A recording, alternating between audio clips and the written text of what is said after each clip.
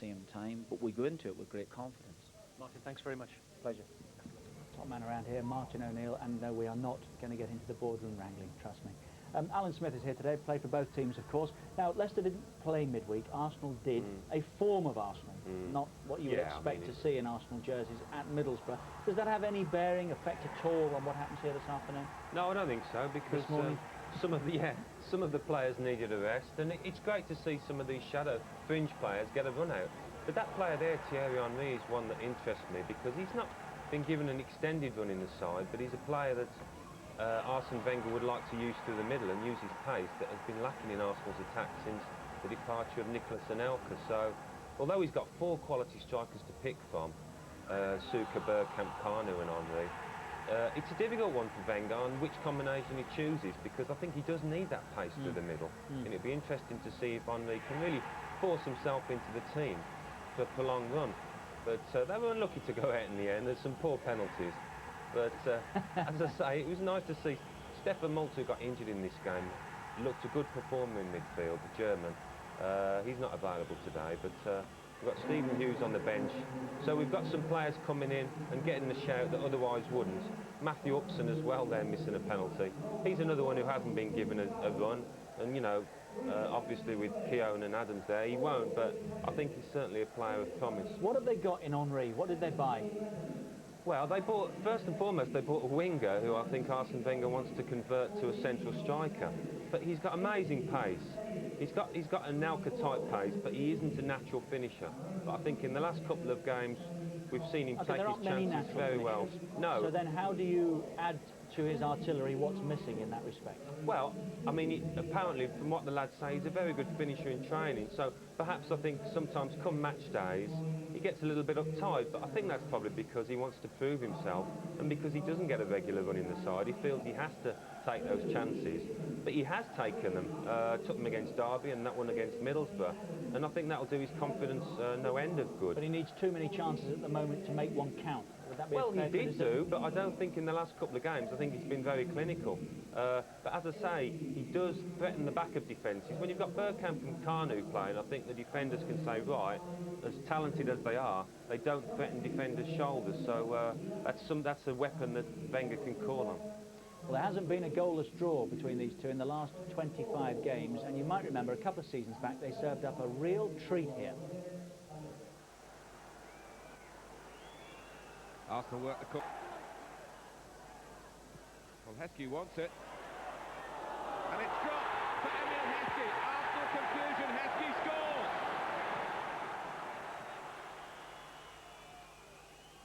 Still Leicester press on. Elliott. Deflected. It's a goal! 2-2 in the nick of time. Parker's corner, and still no final whistle. Walsh is in there. Pryor's there. Walsh again! Unbelievable! 3 goals in the last 4 minutes, I think. Arsenal unbeaten in 8, and they've won 5 of those matches. Leicester have won only 1 of the last 16. Here, November 1994, 2-1. David Seaman was on the score sheet that day with an own goal, and David Lowe got the winner. It was also a season when Leicester went down. Sky Sports form guide, the last 6 league games. Watford and Villa, the real strugglers at the moment. Derby and Everton, well, with just 1 win between the 4 of them. Top half, Wimbledon, Sunderland, Middlesbrough, Coventry, Leicester there in 6th place. Then it's Manchester United, Spurs, Leeds, Liverpool and the Gunners bang in 4th. But it's Leicester who have won 4 on the bounce of Filbert Street. A weakened Arsenal.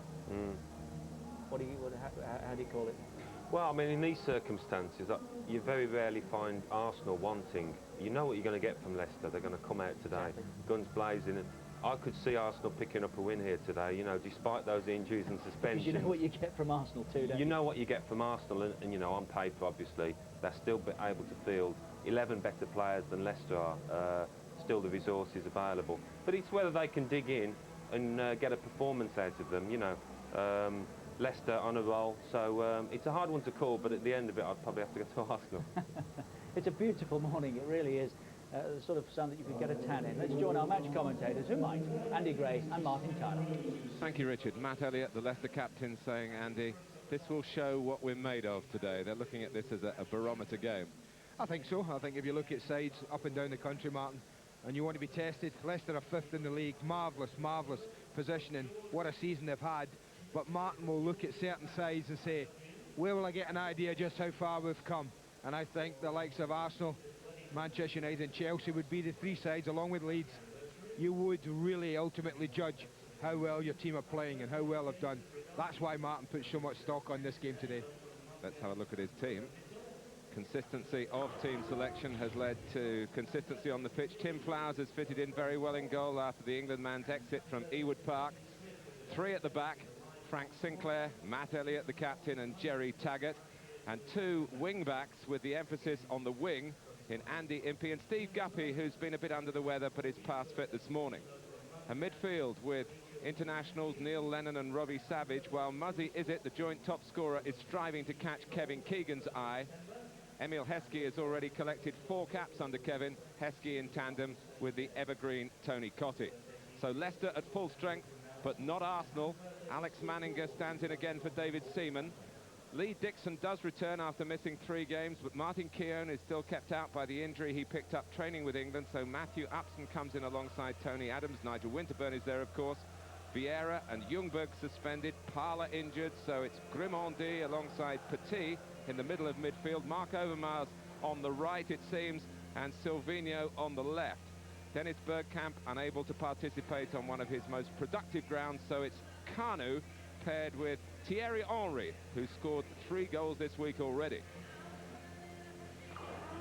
Well, it was interesting to hear Alan Smith talk about when Kanu and Bergkamp play. I have to agree with him, Martin. When Kanu plays alongside Bergkamp, there's not a great deal of threat in there, in behind, in that respect. But with Thierry Henry, he will play on the shoulders of the defenders and look to get in behind. That means Kanu can just drop off these 3, get involved in the play and link up. So it's important. I know Sinclair, Elliott and Taggart very well. They do get really good starting positions defensively. They'll have to be 100% in concentration as well today. In midfield, the key area, you talked about wing-backs, they certainly are. Impey and Guppy are certainly designed to go this way. Not so comfortable, I think, going back that way. And it's this area here, Martin, where they may be tested the most, with Mark Overmars on the right. Blistering pace Overmars. If Guppy gets caught, then behind Guppy, Jerry Taggart lies in wait. Now, I don't think Jerry's the quickest of the 3 centre-backs. And I just wonder, let's wait and see whether they actually switch Sinclair and Guppy if they're getting trouble with pace on that defensive unit. In midfield area, I'm really looking forward to seeing Savage, who does like rattling people's cages, and Petit locking horns. If they do, oh, I'll tell you what, stand by for some fireworks. On the left-hand side, Impey may have more trouble getting a bit of joy with Silvino backed in front of Nigel Winterburn. But if Overmars is not great defensively, watch for Steve Guppy. 1v1 against Lee Dixon being an important area. That very familiar, well, 3 of them anyway, at the back here. They have Dixon, Adams and Winterburn, but Upson is certainly the future for Arsenal at centre-back.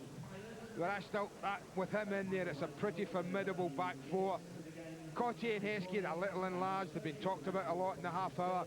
Will Heskey's power Upson and Adams? He'll have to try and do so. Cottee, for anything fizzed across the 6-yard box, will be a threat. And watch for Muzzy Izzet. 7 league goals already this season. Bombing forward, beyond them and alongside them, anywhere where he can get himself a goal. On the Leicester bench, Steve Walsh, who scored that stoppage time equaliser we've just shown you in the 3-3 draw with Arsenal 2 seasons ago. An Arsenal substitute, including Stephen Hughes, who got a late equaliser for his club on this ground last season. There's also a possible debut for the number 35, an 18-year-old forward from Dublin. That's Graham Barrett.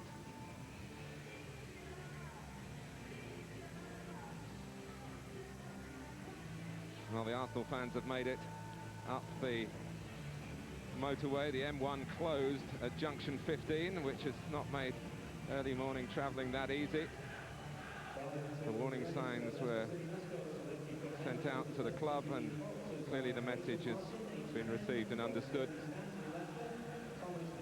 But it's a lovely, bright December morning, and it does find Leicester City in splendid shape.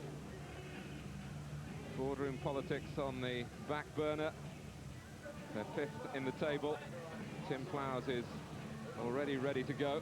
The interesting toss of the coin, Mark. Normally I don't pay too much stock by it, but goalkeepers have got a problem. One of them will have first half early on in the game, because there's about, what, a third of the pitch bathed in sunshine, and it's absolutely streaming straight into the left-hand goal. Whatever goalkeeper is there early on is going to have quite a bit of trouble picking any ball out. So Alex Manninger, who's played almost 50 games for Arsenal now.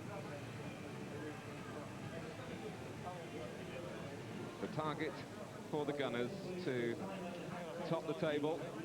The win would do that, if only for 3.5 hours or so. A little bit of banter between Tony Adams and the 4th official, Mike Reid.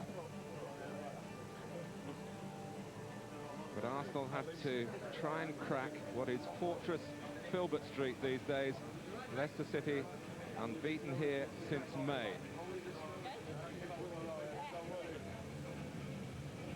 Leicester with 29 points already. That was all they managed in a 42-game Premiership season only 5 years ago when they were relegated. Now they come out 5th in the table, so it's 5th against 3rd in the FA Carling Premiership.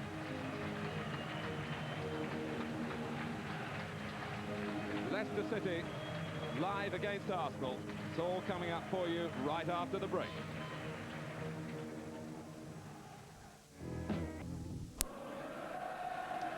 We're at Filbert Street, live from the Carling Premiership on Sky Sports 1 and Sky Sports Extra. It's Leicester City and Arsenal. Our match commentators, Andy Gray and Martin Tyler. Well, thank you, Richard. A moment or two ago, Martin O'Neill received the Carling Manager of the Month award for November, the 3rd time he has earned the accolade since joining Leicester City. He completes 4 years at Filbert Street later this month. Oh no. The dreaded manager of the month award. Emil Heskey has also caught the eye in difficult circumstances as a Wembley substitute for England against Scotland. Since then he's earned praise from Egil Olsen after Leicester's win here against Wimbledon. He's been his club's match winner at Coventry, and he shouldn't be in awe of Arsenal after scoring in this fixture for the last 2 seasons. Talked about the toss, Martin. Looks to me the home side won it. They haven't changed round, and Alex Manninger's got to deal with a really, really awkward sun right into his eyes. Manninger, with 3 caps for Austria, needs a cap of a different kind here. Arsenal kick off rather like last season. They're finding it difficult to field a settled side. Injuries, of course, an occupational hazard. But after a composed start to the season on the disciplinary front, suspension starting to kick in now as Manninger kicks all the way up to Thierry Henry. Here's Kanu. Leicester, in contrast, of course, do have a settled team, a settled system of play, and an unswerving belief in grafting for glory.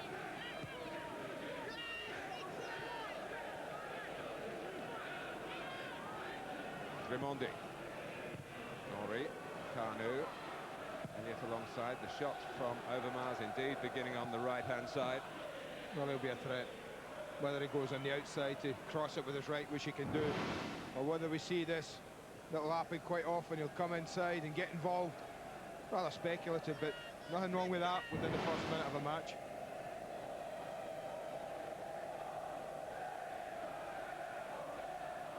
Arsene Wenger has not lost to Leicester in his time in charge at Arsenal, but he came mighty close here last season. The Gunners got a 1-1 draw. As I mentioned earlier, Stephen Hughes from a very optimistic range bounced a shot past Casey Keller, who's moved on. Overmars. Kanu. Silvino behind Henry, and Nigel Winterburn fresh from his goal against Nantes. This time he goes for a cross, and Guppy trying to prevent the corner. He's done that rather stylishly. And that's what I talked about, Overmars pace against Jerry Taggart, Martin. And that was it, exposed there. He played a little 1-2, and he left Taggart for dead. And the trouble when you play wing-backs and they tuck in too far, as Andy Impey did with the cross, coming in, looking for people. If the other fullback was to come in, as Nigel Winterburn did, and got high up the pitch, there's always going to be a chance you can get the ball in really good positions. Dixon. Arsenal's past superiority over Leicester is emphatic. Just one defeat in the last 18 matches between these two clubs. But the recent games have often been close, especially here. And even on the opening day of this season, Leicester were about to carry a point out of Highbury when poor Frank Sinclair stunned his teammates with that extraordinary own goal. Heskey. Here's Lennon, part of a terrific trio for Leicester in the centre of midfield. It'll be interesting to see how the numbers work out in that part of this game. Sinclair with a challenge on Henry. The referee is Dermot Gallagher, who's allowed the game to go on, but he acknowledges the flag on the far side, but also recognises that there's no need to stop the game. Manning has put Winterburn in trouble, and Nigel Winterburn, that air of reliability, got himself out of difficulties. He's out of position at the moment. Yeah, he gets an apology from Silvino. He got himself out of a problem. He's given Alex Manning pretty much a rocket, and quite right. Taggart. Now Guppy, of course, of Leicester and England. Some Heskey colleagues in Kevin Keegan's squad as well. Guppy on the scene quickly. Is it the midfield man here who comes from Turkish origins, as you might guess from the name, and once considered playing for Turkey, throwing in his lot with their national team until he found out he had to do national service. So Decision made. Happy to be an Englishman. Winterburn. Savage. I think he'd made the original interception. Good block, corner. Upson got across. I thought for a minute he hadn't gone quick enough, Matthew Upson, but he eventually got there. I thought he was a bit slow off the mark. He eventually managed to get close enough for the block. Well, one of Leicester's great strengths is the ability to get goals from set pieces, although Matt Elliott's been a bit shy in that respect this season. Jerry Taggart has been the scoring centre-back.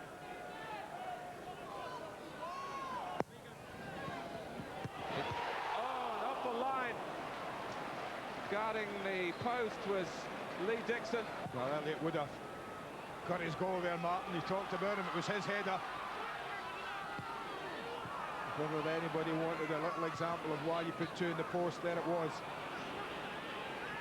Overmars, Elliott on the way back. Still feeling his disappointment, I'm sure. Is it? Free kick to Leicester. Elliott's on the move forward again.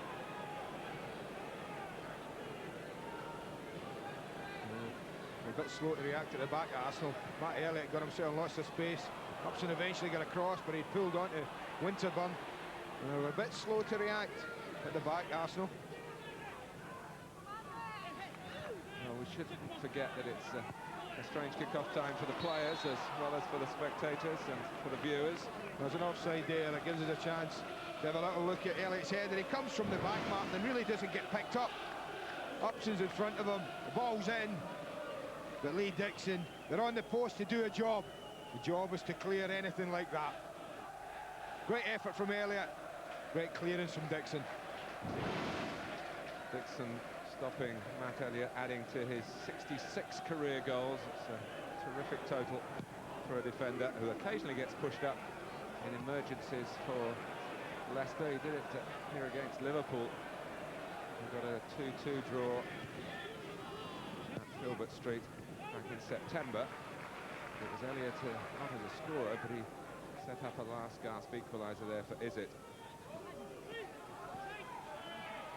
They do have a tremendous home record, Leicester City. For the last 11 on this ground, they've won 9 and drawn the other 2. It's a measure of Arsenal's task today. Savage, Petit, with real quality and vision to just flick it wide to Winterburn.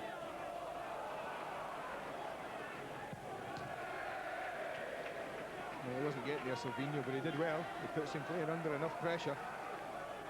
And beside the throw. Little nippy for the Brazilian. He's got the gloves on. So high. Nippy as well. They're getting soft. Adams. Kanu. On for Overmars, and Kanu appreciated that. Possibilities here for Arsenal. Mark Overmars, and it was Dixon, the defensive hero at one end, who very nearly became the opening scorer at the other. Yeah, that's in the opening 7.5 minutes of this match twice. Now Overmars has just picked off Taggart and Guppy with a little 1-2 and got himself in the acres, Martin. I think that's an area that Martin will be looking at very closely. Overmars again. Guppy helped out by Izzet. Into the feet of Heskey. He showed too much of it to Overmars.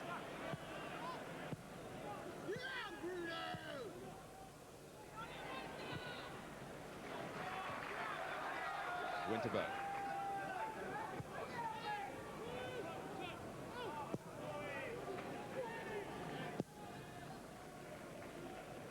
The strong winds of yesterday happily have died down.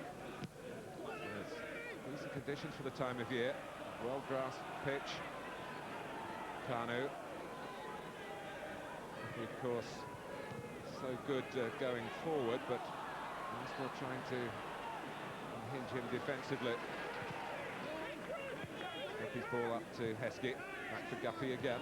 Well, they'd rather have Guppy playing at left back, Martin, than up alongside Lee Dixon, bending those lovely little crosses he can. Heskey. Petit going to ground with the challenge, and from the way Dermot Gallagher saw it, he's given the free kick. Really had a swing at that ball a moment or two ago, Lee Dixon. Well, there they get caught there again. Guppy and Taggart get drawn into the play. Dixon's in a good area. What a chance. It's a wild, wild swing. Someone a little bit more familiar in that area might well have done better. See, going in twice, well, aerially. Then there's a foul by Robbie Savage, who began at Manchester United. He was a striker in a successful youth team then with the likes of Ryan Giggs. But he's forged a career as a midfield man who'll cover every blade of grass. Well, you mentioned the trio players they have in there. There's not many work as hard as those three. Izzet and Lennon alongside him. I think Martin O'Neill's quite pleased when we talk about the industry and the set pieces, and don't really dwell on the fact that they are good players as well. Of course they are. He's holding the psychological sway over this squad so well. The Irishman who's just got the Manager of the Month award. They really believe in him as the boss and the way he asked them to perform.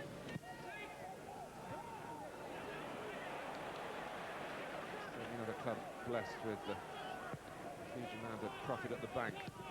Leicester City have increased their turnover through their improvement in the Premiership.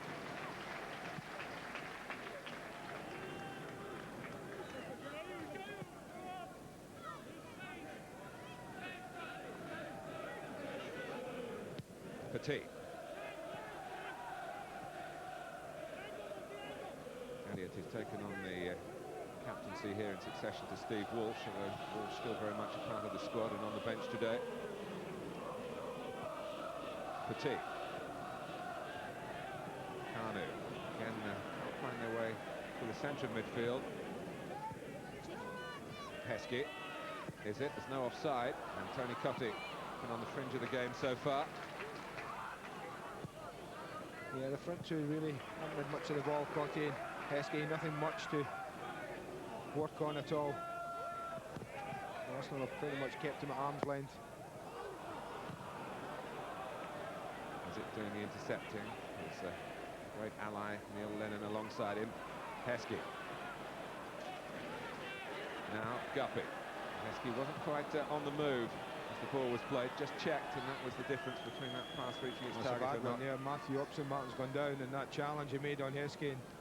He looks in, well, holding the left knee. Whether it's a twist, but he was looked in quite a bit of pain.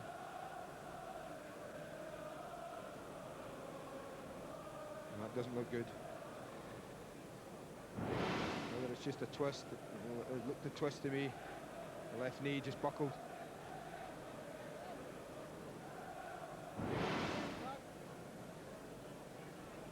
Well, Arsene Wenger already without a number of players from his first team squad.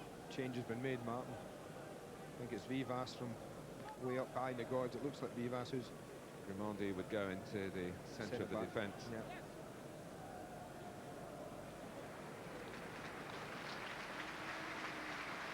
Well, Matthew Upson, who's been really craving for the chance to play regularly. One step further up the ladder was Steve Bold moving on to Sunderland, but still frustrated being behind Martin Keown and Tony Adams, getting an opportunity. And that's particularly cruel for the player himself in these circumstances. Nelson Vivas, who was one of the penalty failures in the shootout at the Riverside on Tuesday night. He's just jogged into the centre of the back four, Martin. Nelson Vivas alongside Tony Adams. Yes, that's a surprise, isn't it? Well, what it might be the fact that they're playing against Heskey and Tony Cottee, and they might just feel that, okay, Adams will take care of Heskey, and Vivas's ability and movement will be able to cope with the nimble feet of Tony Cottee.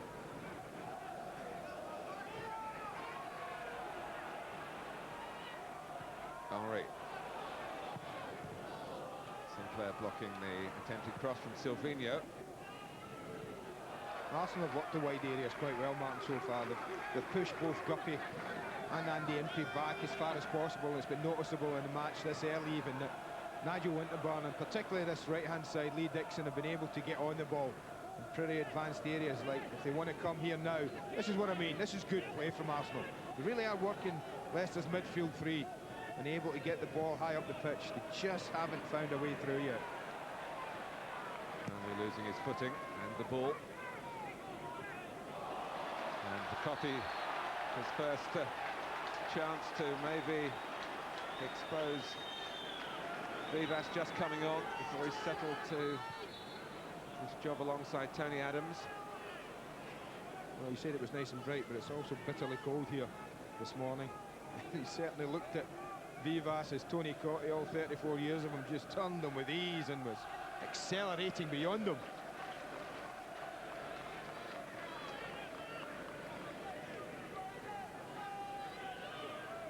One fewer good header of the ball, though, Arsenal have lost, and Upson, one of the main ones. And Elliott's on the move, Taggart as well. It's in towards Taggart, Elliott behind him. Petit got in the way of the attempted shot.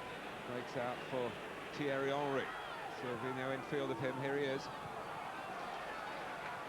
Leicester don't get very far, but then Leicester struggling to sort out the defending.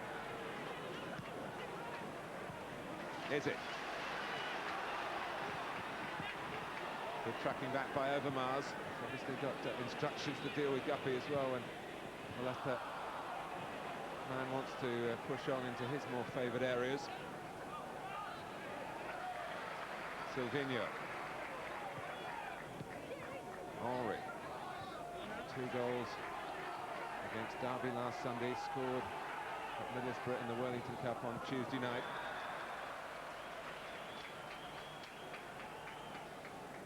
Let's get some news on Matthew Upson from our touchline man, George Gavin. George. Doesn't sound good for Matthew Upson. He went past me on the stretcher in great pain, and he told Gary Lewin, the physio, he felt something snap inside his knee. Doesn't sound good.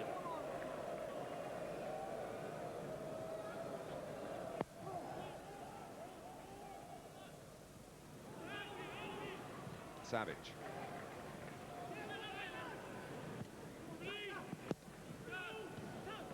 He stood his ground this time. Guppy finding Heskey, but he can't return it to the wide man. Kanu. Overmars really didn't set off looking for a return pass that time. It's been a strange opener for Arsenal. I think in the defensive half and midfield, they've actually passed the ball quite well. But up in the attacking third, they really haven't picked a pass out of any note at all. They've been a little bit sloppy with it in the attacking third. Like that. Heskey. Maybe a bit over-ambitious, and Dermot Gallagher with a good touch to suit Leicester. Elliott.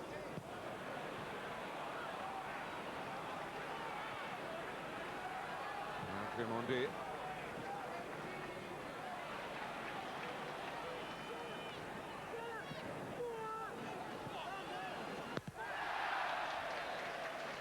Dixon, in the end, not quite sure what to do. And it ends as a throw for Leicester. Yeah, there's a problem with one of the officials, I think, Martin, on the far side, the linesman, Dermot Gallagher, coming over. I think This is Kevin Pike. obviously hasn't warmed up well enough before the match. That's a shake of the head.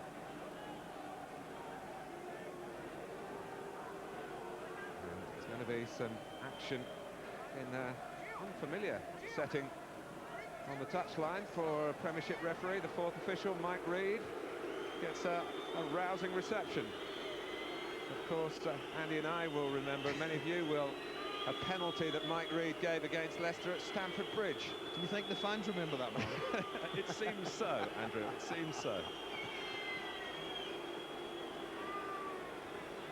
The other assistant, incidentally, is Wendy Tongs.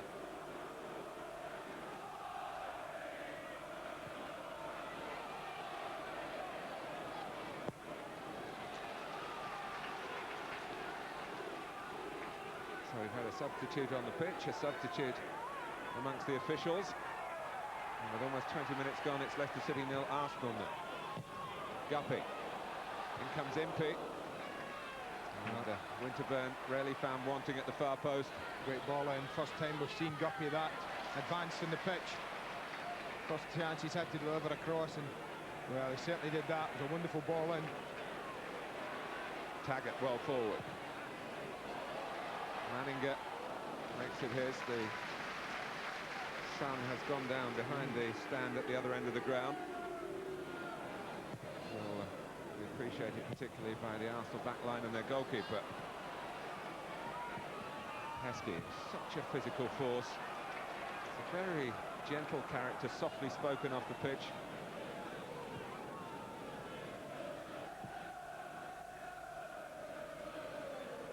Winterburn. Petit will be without his great pal Patrick Vieira, of course, for still some time.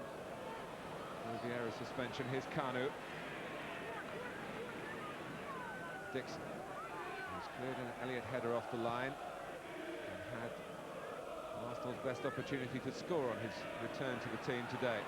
Frustration for Petit, beat the ground, annoyance. But that was again what I was talking about, an example of sloppy play, Martin. And 5 or 6 passes very good, but then Kanu, uncharacteristic, just laid a real sloppy ball into Emmanuel Petit. Didn't really give the Frenchman a chance. But talk about substitutes, Martin. Might get George to update us on this, but I think we're not allowed to continue the game unless there is a fourth official, so we must have found one from somewhere in the ground. Remember Charlton last year, was it? We had a big hold-up. George, what's happening down there? Well, we have got a fourth official now, Martin. Peter Jones, who lives not far away in Loughborough, was actually here just watching the game as a spectator. He's come down and he's taking over as fourth official. What's happening to these Premiership referees? Have they not got any matches to take charge of?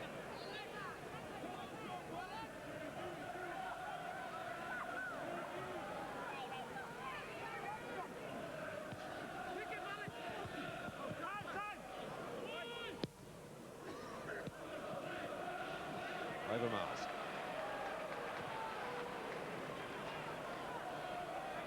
A bit untidy at the moment. The stoppages interrupted a little bit of the early flow, but Arsenal on the move here with Winterburn. Silvino makes a decoy run. This is Henry. His confidence should be good at the moment. Silvino working it wide for Winterburn. Chance again. Worked it again brilliantly. That's what I mean about left and right. Exposed the wing-backs quite a few occasions, but yet again when 3 players in the box. Well, that's not the type of ball that Nigel Winterburn should have been delivering.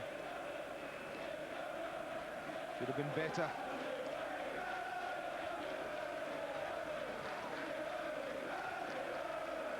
Tony Adams is beckoning Petit to make a forward run.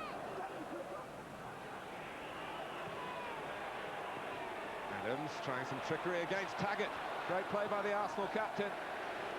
And it was the Leicester skipper, Matt Elliott, had to bring that to an abrupt halt. A surprise here from Taggart, I think, more than anything. Tony Adams just flips it over him. Second touch let him down, though. Adams right in by the goalkeeper now. Arsenal's corner. From Petit. And a header by Gilles Grimandi. So Leicester so good at scoring from set plays have conceded one here. When you thought Arsenal might be short of height with ups and off, Gilles Grimandi turned it in. Nothing here, he just steps behind Frank Sinclair, climbs all over him, gets up early. You watch Sinclair, he complains he's been held down. But from where the referee is, Martin, he doesn't see that. He sees Grimandi go up early, take a little ride of Sinclair's shoulders, just there. And the rest was a formality. As soon as it met his head, if it's hitting the target, it was going to be a goal. Halfway through the first half. And Leicester City have been carrying all before them at Filbert Street. A goal down to the side that would go top with a win here today. Lennon. Oh, and out comes Manninger as Elliott went in. Manninger wasn't getting there, I'll tell you that. Petit had to deal with the header. I didn't think the goalkeeper was getting there. I think if Petit leaves this, then I think Elliott's right on top of it. Goalkeeper was late for me.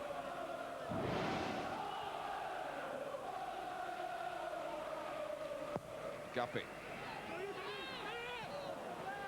Tony Adams doing enough to stop Matt Elliott winning that cleanly.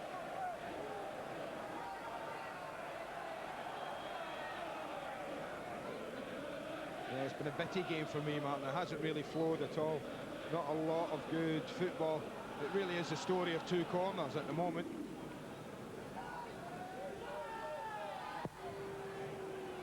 It's the one that Elliott so nearly converted at one end, and the one that Grimandi did at the other. Petit, Henry.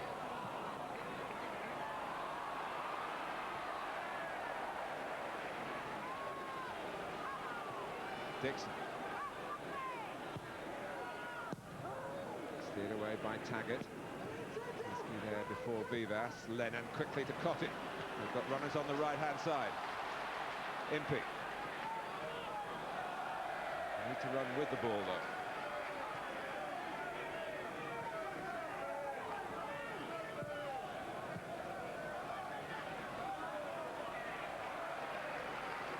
Silvino.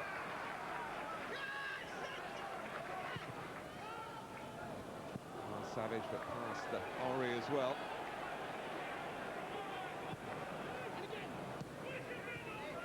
Arsene Wenger's been a great supporter of Gilles Grimandi, man he knew from Monaco, of course. Oh, I loved it.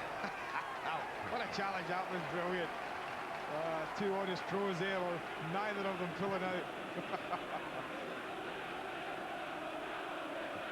Right in front of the Arsenal fans, and Nigel Winterburn wasn't pulling out of this. A genuine, honest challenge. The only loser there, the football. Lennon. Overmars just nipping in. Dixon, nice play from him. Must be trying to make it awkward for Manninger's kick, but it's one that's guided on well by Kanu. Henry, chance to show his pace, but Sinclair is the quickest at the back for Leicester. Overmars. It had to be well judged by Taggart. No margin for error there. Lovely ball. Yeah, Overmars' touch was quite a good one, but it just got away from him enough to tempt Jerry Taggart into the tackle. No margin for error there. The Irishman got it right. Sinclair looking for Grimaldi again. Adams just tugging him away. And a little bit of change of movement by Arsenal, but all not so threatening by Manu Petit. Looking him in clear with his right foot, and he didn't get it very far. Sinclair. Pesky.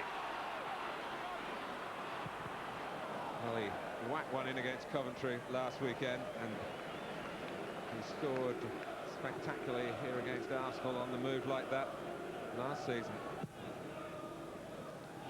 There was an option to the right-hand side, which he declined to take.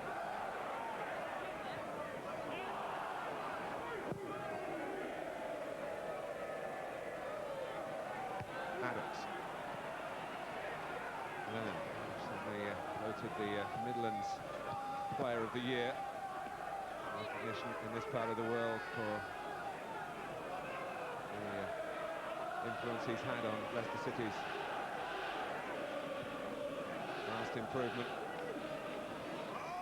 It's been hard for that trio, Martin. Savage, Lennon and Muzzy Izzet. Talked about Izzet quite a lot pre-game.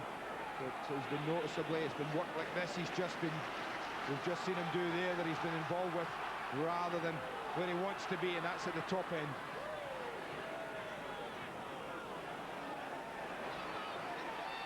Dixon. Well, certainly Henry will get there. He's had a look to see what's on in the centre. Kanu making his movement now. Oh, that's ambitious and wasteful for me. I know he's confident, 3 goals in 2 games, but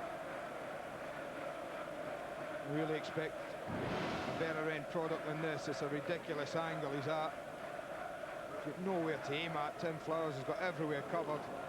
Should have really been waiting for either more support or drive into the box and take someone on.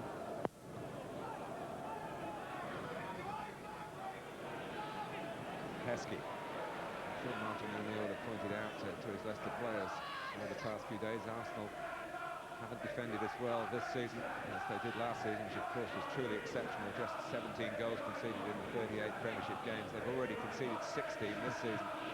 And only 5 clean sheets the whole season in the league as well. That's not enough, really. What we're really saying is 1-0 to the Arsenal. With almost half an hour gone.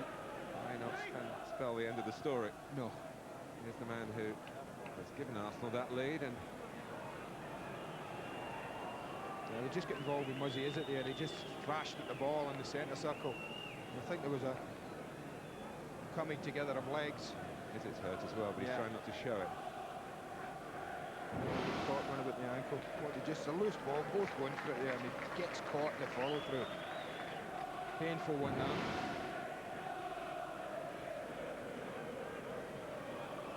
Looks unperturbed, doesn't he? And troubled at the moment, but he must be wondering and hoping that it's nothing more serious than a knock.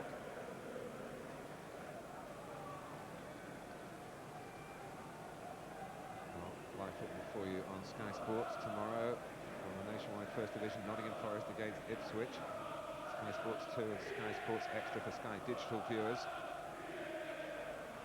And on Sky Sports 1, our Super Sunday is from Anfield. Liverpool against Sheffield Wednesday, who played so well in front of our cameras a fortnight ago at Upton Park. That's 3 o'clock.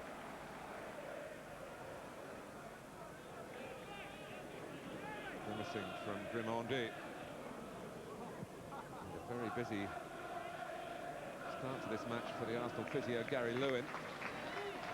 Well, they are trying to get him back on, that is positive. Tough cookie, Grimaldi, Martin, I have to say, and all the times I've watched him play. Gets on with it, gets stuck in. Doesn't complain too often either.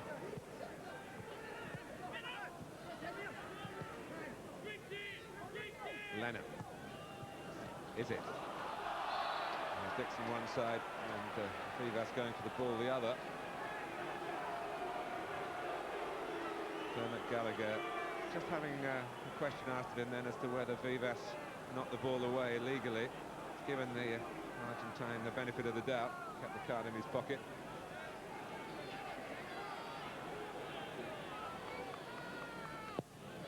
Guppy takes it. Good jump by Grimaldi, back by Lennon. Adams. Here's Impey. All the way back to Sinclair. He goes all the way back to Flowers. Miles will be quite happy with that. He'll be so happy if Guppy can get the ball down, which he couldn't then. Dixon.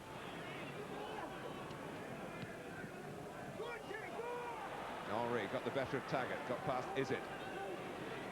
Kanu. Salvino and Winterburn nicely balanced together on the left-hand side. Raimondi. Petit. Must have regrouped. Dixon. He certainly had Tim Flower suddenly diving to his right with a surprise factor, really. Yeah, you bet. This is a wonderful strike. Always say you can always tell how worried a goalkeeper is, Martin, whether he's sprawling across the goal after it like Tim Flowers is here, or whether he's calmly watching it go past the post. Goalkeeper's actions told us all. That was close. He was worried. Lovely strike.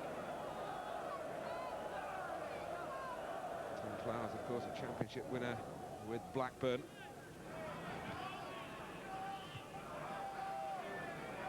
Arsenal with strong designs on getting the title back, and here's Overmars. Well, you could see perfectly from our angle that he was always going wide, not by much. Not by much. This was a better angle. There's that 1v1 that I talked about. Fancied Overmars to outstrip Taggart. He did. Dixon was close towards that post. Overmars is even closer. Lovely effort. Overmars with 6 goals in his previous 5 games, and I don't think he was going to look for the supporting players. Well, there's the change I talked about, Martin. I said, would they change Sinclair over and match his pace with Overmars? Well, what are we? Almost 34 minutes into the game, and Mark O'Neill's done exactly that. Jerry Taggart's gone central. Elliott right. They've gone into 4 at the back with Savage, and they're putting Frank Sinclair now against Overmars, hoping his pace can cope with him. Kanu. Henri. For Petit. Salvino well forward. Winterburn's made a run into a central position. They'll bypass him and use Overmars. Kanu. Back to Henri. Hustled out of it. Characteristic piece of work from Lennon. Arsenal still keeping Vivas in as a centre-back alongside Adams. Bad kick by Manninger. Guppy couldn't take it first time.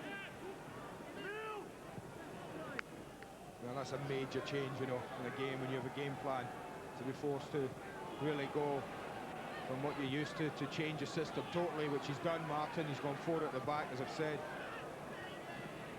Might take a little getting used to, might have to fine-tune at half-time, but what it will do, it'll give Guppy and Impey a chance to get a bit closer to the respective full-backs, Martin. And I don't expect to see Dixon and Winterburn get the ball freely as high up the pitch now. It shouldn't anyway. That's Heskey's cross, just asked too much of Impey. So it's Savage at right back, Elliott and Taggart the 2 in the middle, and Frank Sinclair at left back. So Arsenal winning on the scoreline, and if they've won a tactical point or two There it is, at this man. stage of the game. That's the 4 there, strung across the back. Now, Impey's position can be higher up the pitch. You see Guppy bottom left corner, he can be higher up the pitch. And I think that's what they're trying to do, get those 2 involved in those areas where they can threaten and where they can stop Winterburn and Dixon earlier in the pitch. It's Arsenal almost like for like, but Overmars likes to get forward so much that turn that to 4-4-2 and a 4-3-3. He's enjoying himself in this first half. He's got plenty of the ball. Different challenge to face now. Here's Impey. Petit complaining. And, Manninger, you talk about goalkeeper's body language, and the clue there from where we're sitting was Manninger in relaxed fashion sticking out an arm, knowing that this is going wide. But look at Impey's position there, Martin. I think 5 minutes ago he would have been back level with the back 3, worried about Salvino.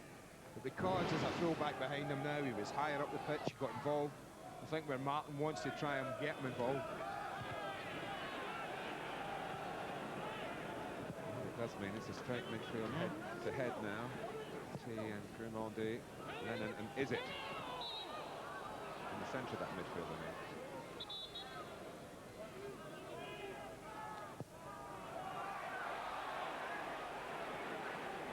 Winterburn, believe it or not, he'll be 36 next weekend. He's galloping about like a 16-year-old.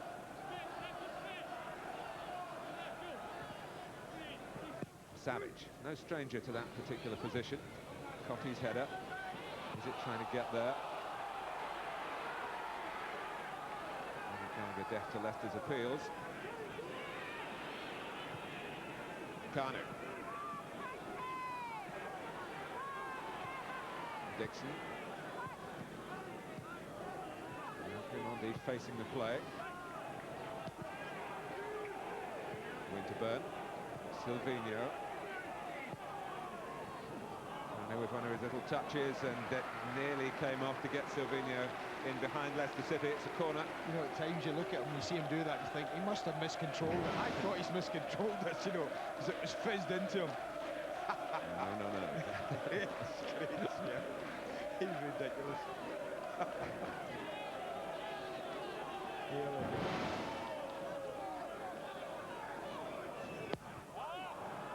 Well, it got beyond Savage. Petit trying to curve one.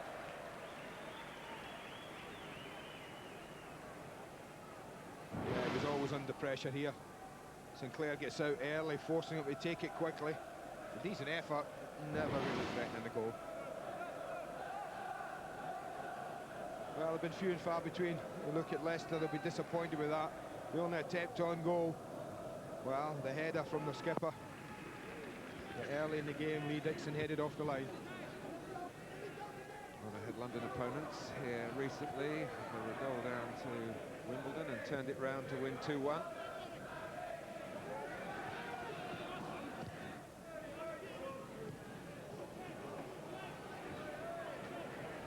Petit, but confusing him was Silvino.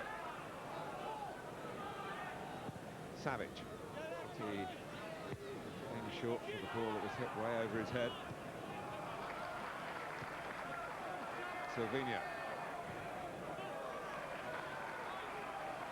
In theory, shouldn't be so easy to work those triangles that have been so productive, not just on the right for Overmars, but Winterburn and Silvino enjoying their work in Leicester territory in the first 40 minutes of this game. And a stray one by Vivas. Such lapses of concentration, things can change. Heskey. Maybe if he'd gone down straight away.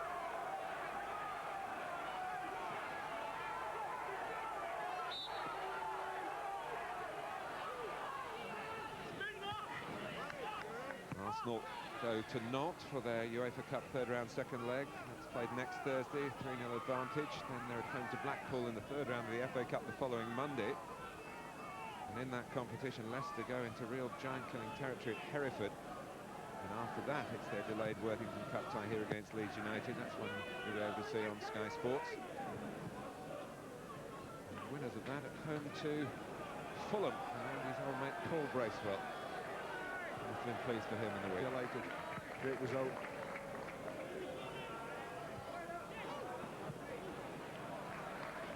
Gallagher refereed that game, refereed it very well. Fulham and Tottenham.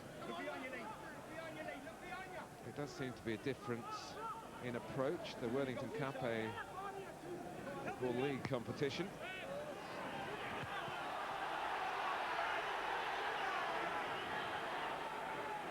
Kanu. Leicester have been out of sorts, as if the early kickoff hasn't suited them. Kanu. And that's where Sinclair has got the speed of movement to make it more difficult for Mark Overmars. No, I don't think Martin will be happy with his team's first half performance. He'll be putting it down to that award, won't he? Curse of the Manager of the Month.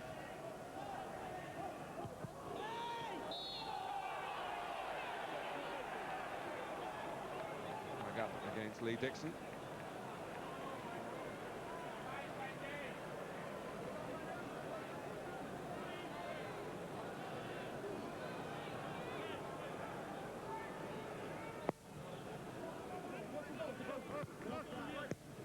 Vivas, Petit. Arsenal came up last night and stayed in the locality, but they were very tight on the appropriate time when they arrived at the stadium, just an hour before kick-off. I wonder whether that might have meant that they were a bit slow into their stride in the game, but that hasn't been the case.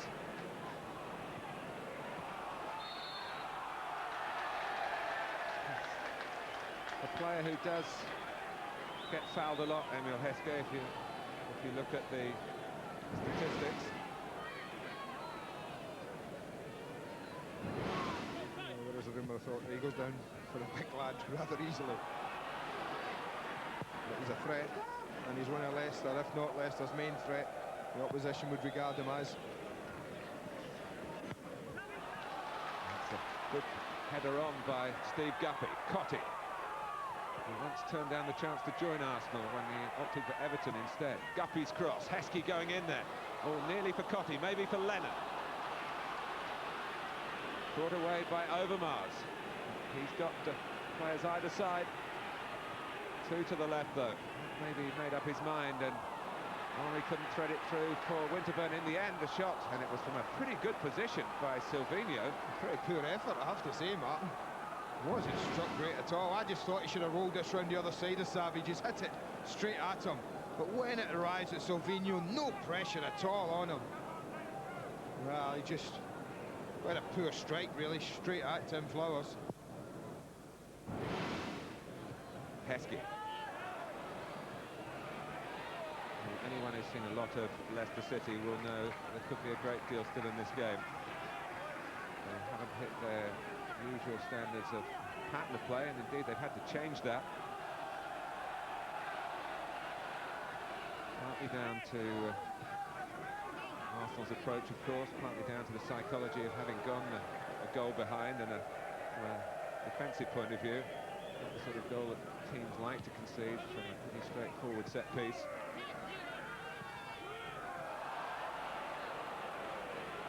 Leonard goes down by Grimondi. Justifying again Arsene Wenger's faith in him, Gilles Grimondi.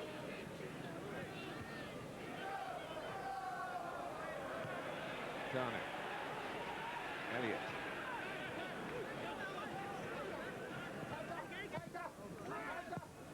Sinclair. We've also had to overcome the problem for the opening 15 minutes or so, the sun in the goalkeeper's eyes, and then the loss of Matthew Upson. But they have had the better of this first half. There can be no disputing that. Oh, absolutely no doubt. You can't argue that that scoreline doesn't really flatter them, Martin. They've had far more attempts on goal, and very close. Overmars in particular with a wonderful effort across the face of the goal. And Arsene Wenger might think that 2-0 wouldn't be too much for them, but at 1, and with this Leicester spirit, work rate, and with a manager about to give them, I think, quite a serious volley at half-time to get themselves into gear. At 1-0, very much still alive this game. Petit. In terms of personnel, it might be quite an unfamiliar Arsenal team to you. Maybe even to themselves in certain areas, particularly with Vivas alongside Adams in the central defence. With Arsenal as well, been less than watertight this season, as you've already mentioned, Mark.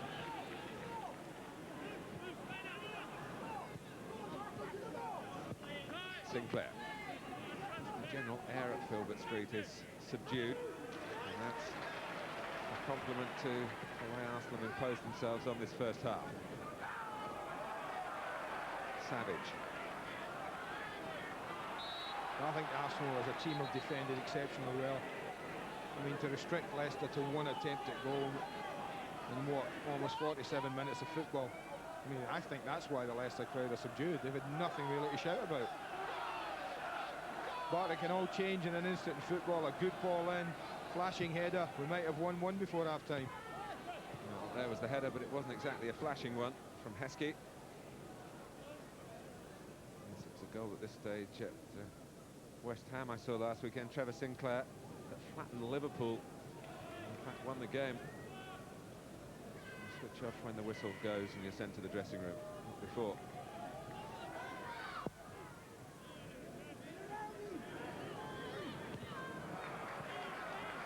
Silvinha, a lot of the ball. Not alone in that respect with Arsenal. Petit, Grimandi. Back header by Is-it. Henri. Now Kanu. Overmars.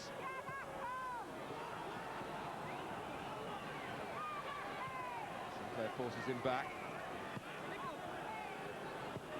Dixon. Well, the first half ends with Arsenal in possession. That's rather typical of the first period, and they go in with Gilles Grimandi's goal fortifying them. Despite coming here with many players out through injury and losing Upson, Grimandi asserted himself at the corner. And the team captained by Matt Elliott. Elliott himself unlucky earlier with the header. Dixon cleared off the line. Have work to do. They're 1-0 down at the break at Filbert Street.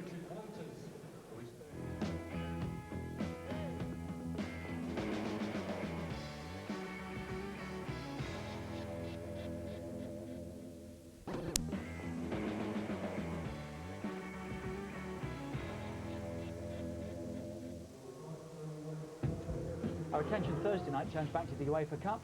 Third round second leg ties. Newcastle trailed to Roma by a goal to nil. Of course, Leeds 2-1 down to Spartak Moscow. And Arsenal a much easier game in prospect against Nantes. 3 games, 1 channel for Sky Digital viewers Thursday night on Sky Sports News. We're at Filbert Street. Our guest this afternoon, Alan Smith, who played for both these teams. This is where it all started. Split loyalties, but you'd have to concede Arsenal have bossed it, haven't they? They have, yeah, from the first whistle, really. I mean, you're looking at Cotti and Heskin, they haven't really had a sniff at all. All credit to Arsenal's back line for that. Midfield, really. Well, it's been so congested in there. I mean, Kanu's dropped deep as well, and with Leicester originally starting with the 3 in there, nobody's been able to get the foot on the ball. And Leicester's strength, you know, with Is-it, Savage and Lennon, yes, they haven't been able to gain a foothold in there, which has been to their detriment. But, you said, didn't you, just before we started, with all their problems, you'd fancy Arsenal to come here against the Leicester team that's won their last 4 and do something, and they have so far. They've looked very motivated. They've been probably more eager in the challenge than Leicester, which isn't often you can say that about Martin O'Neill's teams. And for that reason, I think we'll see them a different team after the break. I think Martin will have a few words to say. Well, the change, as Andy mentioned, will have helped them, won't it? Look how easily they keep getting in they've done that a few times, haven't they? And with Frank Sinclair tucking in there with his pace. Impey on the far side, deep look, tidying up. Yeah, I mean, Lee Dixon's cleared them off the line. He's had shots on goal. I mean, they've had a few skirmishes around goal. I mean, there was appeals for a foul there with Grimandi on Impey, was it? Or no, Frank Sinclair, sorry. But when we see it again, I don't actually think it was. Speaking as a centre forward, you wouldn't give it. He does get up early. He did. His arms come down. That sure is. Yeah. Well, I think he was already going to win the header. No, Tony's just done the old basketball block there, hasn't he? He's not fouled, but I suppose Leicester had reasonable claims for a free kick, but not given. But no, Arsenal have just been more eager to the ball, seem more motivated than Leicester at the moment. But we've seen it so many times, Leicester might go a goal behind, but they just never give up. They never give up, and I'm sure there's a few more goals in this game. Yeah, I'm really convinced about that. I wouldn't be surprised to see Leicester come out of the traps very quickly and possibly cause Arsenal a lot more problems than they have done in the first half. We obviously then haven't yet seen the best of Leicester today. Have we seen the best that Arsenal can do? With the personnel they have available here? I think they've done okay, yeah. They've been nice and neat and tidy. I mean, Thierry Henry hasn't done a great deal, Lee Dixon's had a marvellous Lee Dixon's been everywhere, yeah. I mean, Overmars for me has been one of Arsenal's best players attacking-wise. And Dixon. And yeah, Lee's not done too bad. But I think Arsenal can play better, but they've done enough. That's the simple fact. They've done enough so far. They've created the chances and they've got the goal, and it's up to Leicester now to get back into it. Leicester trailed by a goal to nil here at Filbert Street. But, as one or two of us have said already, what you know from Leicester is that they will fight. And they're not out of this, not by a long way.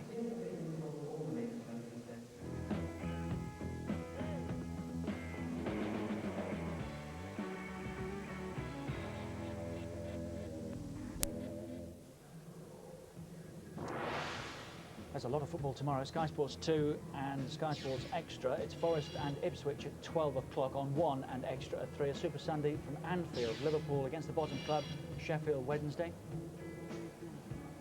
Hearts play Dundee United at 6 o'clock. And on Sky Sports Extra for Sky Digital viewers, it's Deportivo against Rayo Vallecano. Spanish football, of course. That's 6:30. Sky Sports Extra. So 4 games to look forward to tomorrow. Alan Smith is our guest here today. Leicester City 0, Arsenal 1.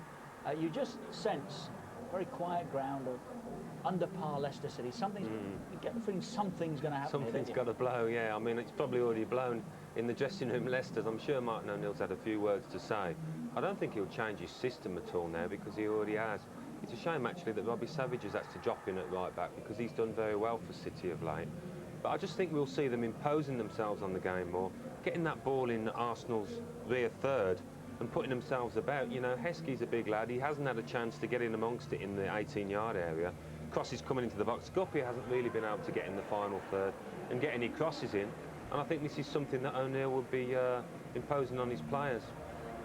Some performance from the Gunners again. So much under strength. But at Leicester, they're battling too.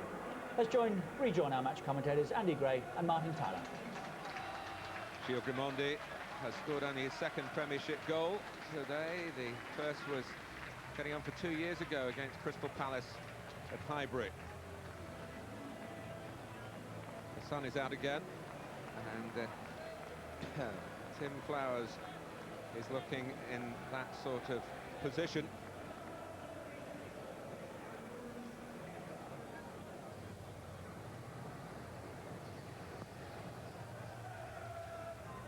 Leicester to start the second half.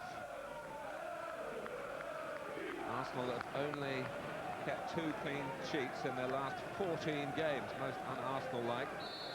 That statistic alone offers Leicester some hope for the second period, and surely they will play better than they did in the first. And is it trying to make that point right from the kickoff? Lennon, Manning get the flags up. And Cotti is prepared to pounce, put back by Impey, but offside has been given. Well, what a move. What a run from Muzzy. As I said, we hadn't seen an awful lot of him. But how about this from kick-off? Just they take it, they pop the pass off to him. Well, it's great invention, it's driving, it's forceful, but Arsenal really don't do an awful lot. This is a wonderful save. You can see the flag goes up, not for the shot. Had it gone in, I'm pretty sure the flag, well, it should have stayed down had this gone straight in. But once it comes back off Alex Manninger, then Cotti becomes active again and flag goes up. Tony Cotti, who has scored in the last 5 Premiership games played on this ground. Must have thought that he was in there to keep that run going into game number 6.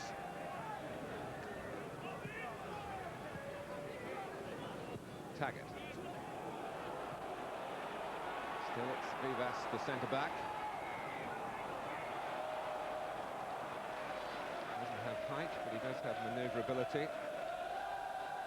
Yeah, I'm sure Martin would have been buttonholing 1 or 2 things. He would have been able to say to his players at half-time, right, this is what I want you to do. Particularly, I think, to Impey and Guppy, who are so used to playing as wing-backs. Less defensive responsibility, not to go too far back in the midfield, but to play higher up the pitch. I'm sure he would have been saying to Heskey, if at all possible, get yourself on Vivas. You're more powerful, you're bigger, you're stronger. Just like that. Yeah, use it.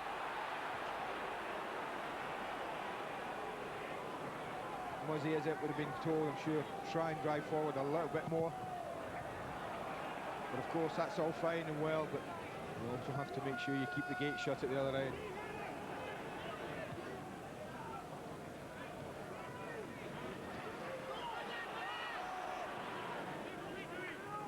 Savage. Manninger taking charge. Vivas was grateful for that. Arsenal are 6 points better off after 16 games than they were last season. Although they have been conceding more goals, they've scored 13 more than they had at this stage a year ago. Wish I did miss enough of them.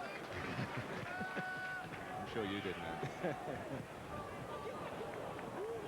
Cotti. It's been revelation to Martin O'Neill. Still going strong at the age of 34. Hoping for some service from the wide position. He's in there where he does his trade, the penalty area pickpocket.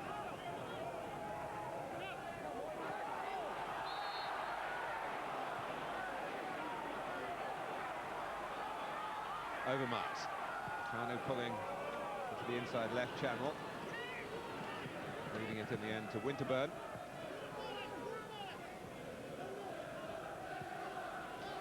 Petit.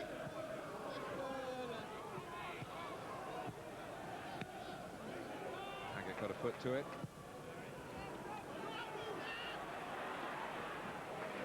Adams having to deal with the bounce. Grimaldi with the persistence of is it, but the Frenchman came out on top.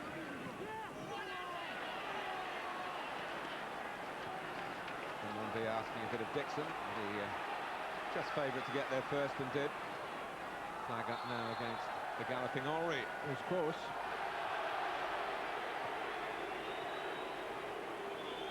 This is where Henry threatens. The ball's played. I don't think he's offside. Flag is up, fraction late. Leicester given the benefit of extreme doubt there. Who's that assistant on the far side? Ah, well. Cotti. Still Tony Cotti.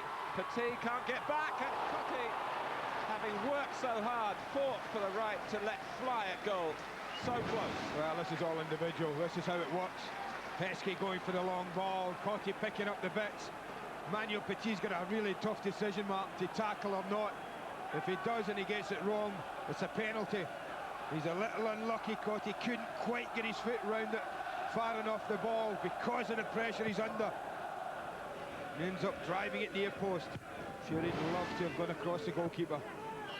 Well, more forceful play from Leicester in the 5 minutes we've had in the second half than in the entire 45 minutes of the first. Well, I'll tell you what they are. They're on the front foot for the first time in the match. I mean, that every player is putting an Arsenal player under pressure when he has the ball. Henry. Oh, sloppy.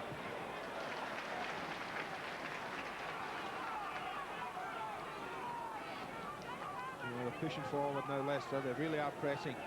But by doing that, it does mean, I think, they might leave a little gap or two. The likes of Henry and Overmars in particular, pace can exploit. But at 1-0 down, you have to take that little chance. Not gamble too much early on, but you certainly have to be a little bit more forceful.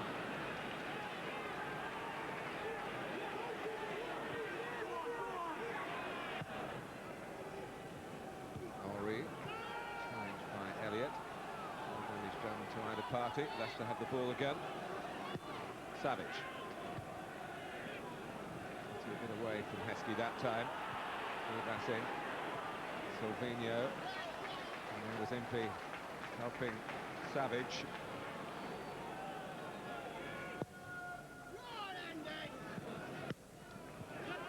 Cultured touch by Petit.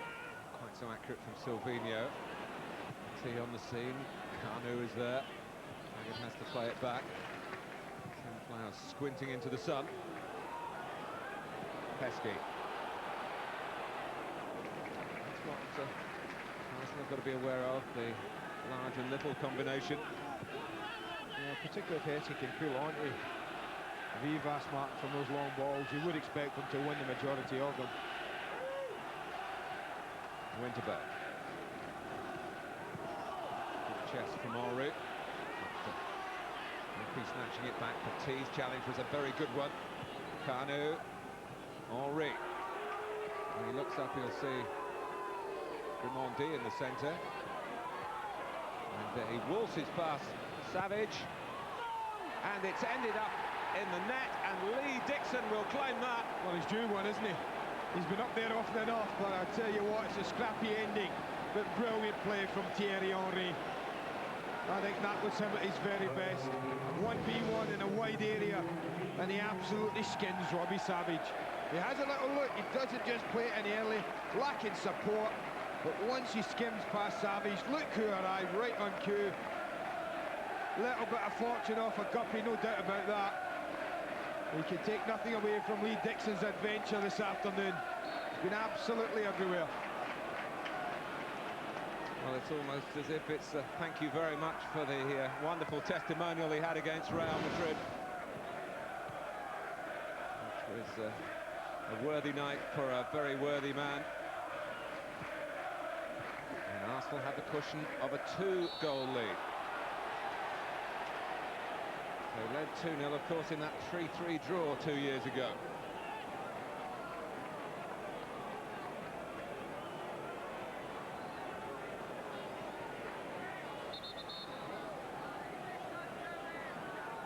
And Leicester hit back straight away. Lennon. Taggart, who has been amongst the goals this season, not able to put enough of a nudge onto that header. Well, if you're one of those who likes to have a little flutter on the identity of goal scorers in games, I don't think you'd picked Messrs Grimmondy and Dixon to give Arsenal a 2-0 lead at Filbert Street. Absolutely not, but he did arrive right on cue. He was picked out beautifully. Hard to see whether his initial touch would have gone in. Oh, there speaks the voice of doom again. Not at all. Here goes Grimmondy. It could be 3, it should have been 3, and Overmars turns away and disgusted himself for missing that, because I don't think even Leicester, with their fighting spirit, would be able to have a really great chance of hitting back at 3 down. This is game over for me. Absolutely game over if he slots that in. And having got in there, I have to say, for Mark Overmars, that's a pretty poor attempt. 6-7 yards wide of the goal.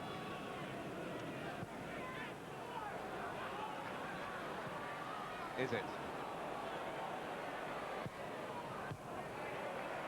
Headed out by Vivas.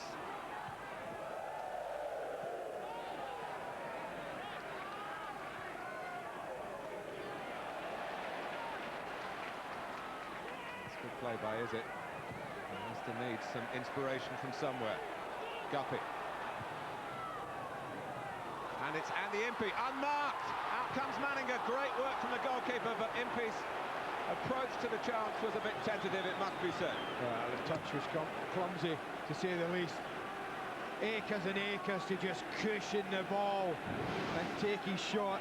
But look how far away from him this first touch goes. And full marks to Manninger. He was like a sprinter coming off his line. He made his mind up. My God, he was getting there. And he did. Wonderful goalkeeping. Andy Impey did give him the chance. 2 big moments, within a minute of this match. One could have killed it off, and one would certainly have got Leicester right back into it. In terms of entertainment, a vastly improved second half already. Terrific opening 10 minutes to the second period. And here come Leicester again with Sinclair, and it's Impey in there, and it's off Winterburn's head. Impey hasn't given this up. Leicester haven't given the game up, you can be sure of that. Not a team managed by Martin O'Neill. But it would have been a lot easier for Leicester if Impey had been a little more inspired at this particular moment. Yeah, it's just cushion, Mark, a couple of yards away from you, but that really, he must have cushioned it 10 yards in front of him, Andy Impey. And once they've done that, well, the goalkeeper was out very, very quickly. He's got quite an impetuous nature, Alex Manninger, and I think that sort of suited his temperament. Kanu. Stopping it, reaching Overmars. It might yet get there. He's got to be careful to be onside. He's done that. Grimmondy. Now it is offside. Close again, I tell you. That was close. Mike Reed, the referee turned assistant referee today. Well, he ain't having a good day, is he, Mike, his linesman? Finding out how tough it is over there, eh? I always told them that the referees had the cushion on when it was harder for linesmen than anyone. I agree with you now. He's 2 out of 2 in the second half. Yeah.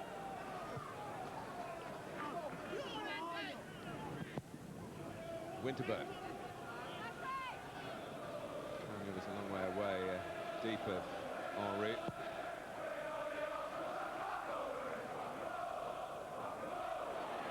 Pesky.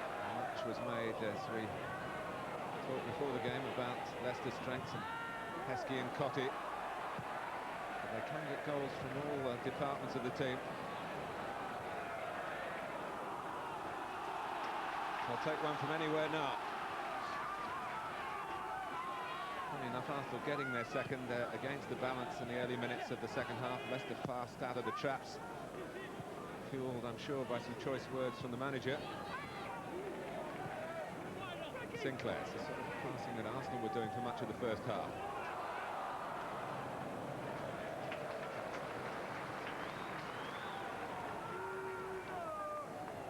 Frank Sinclair in particular would like to be on the winning side today, having been responsible for Leicester losing at Highbury in August. 28 yesterday. They're a mature team, Leicester City. Sinclair with many good years at Chelsea, of course. An international with Jamaica. Elliott is with Scotland. As the team grows, individuals tend to get the representative benefits. As he is, it will hope that will apply to him. Lennon, 30 caps for Northern Ireland.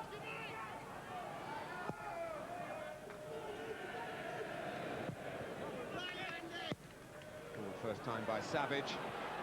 Out comes Manninger. Heskey, and Cottee was denied by Tony Adams. Well, you said the goalkeeper's impetuous. Here's an example when it doesn't suit him. No need to come and get involved here. Tony Adams is, well, not exactly in control, but he's putting enough pressure on Emile Heskey. Corner work short to give a different angle for Guppy, and Arsenal had some problems. Raimondi was ducking in. It was Vivas behind him who got quite a solid head to it in the end. And that's short by Guppy. Petit. Manu Petit. Back comes Lennon. Great flick by Petit. Overmars, and wonderful work by Lennon, who didn't give it up and kept on running and finally found himself in the right place at the right time. Well, I like the shape of this second half, I tell you. Because Leicester now know at 2-0 they have to go for it. And Arsenal are primed, as I've said, to really break with pace, with speed, and with quality. Overmars. But it was Manu Petit on the break. He didn't fancy his own pace. He's short of regular football, of course, with that knee injury. Well, he does well here, though. He did enough. He knew what was about. But it's that tackle there. That's the one. I thought Sinclair just put Overmars under enough pressure to make the pass uncomfortable, Martin. Otherwise, he surely would have found Henry. Heskey. He does take a chance at times, but when it comes off like that, it's defending of great authority. Yeah, but he does normally do it in positions like that. You know, I think high up the pitch, but failed at halfway line. There's still plenty of chance for others to recover any slight error there might have been.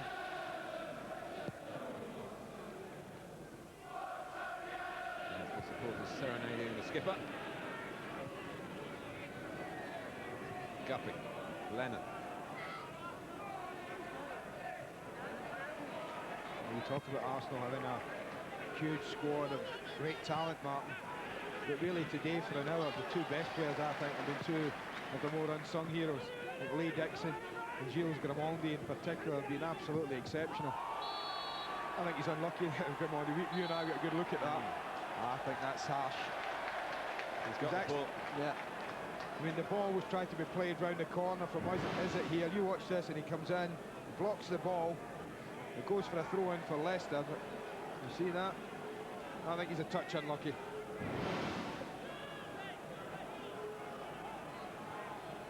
Dermot Gallagher, refereeing under Football League guidelines on Wednesday, had a yellow ball to deal with. Back in the Premiership, it's more a case of the yellow cards. Guppy with the free kick. Always a chance. I guess his line of sight for Guppy there is to aim somewhat towards the far post, and it might, on a good day, skip all the way inside that post.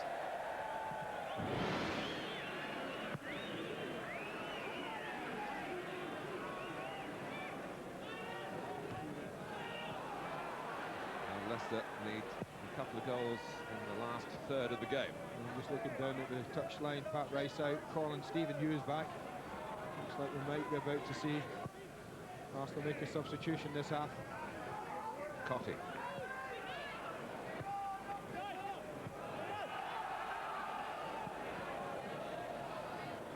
Just settling for knocking it out of play. I'd be wishing now that he'd done that. And then Guppy, who thought the whistle was about to go for a free kick for Leicester, found himself frustrated when it didn't. Neil Lennon says there was some shirt pulling going on. Vivas a bit relieved. Look here, I mean, Vivas again's a bit sloppy, but Lee Dixon's got a hold of him there, and that's what Steve Guppy was on about. A little kick out, Guppy there. The substitution's about to be made. And Stephen Hughes had an unhappy spell on loan at Fulham at the start of the season.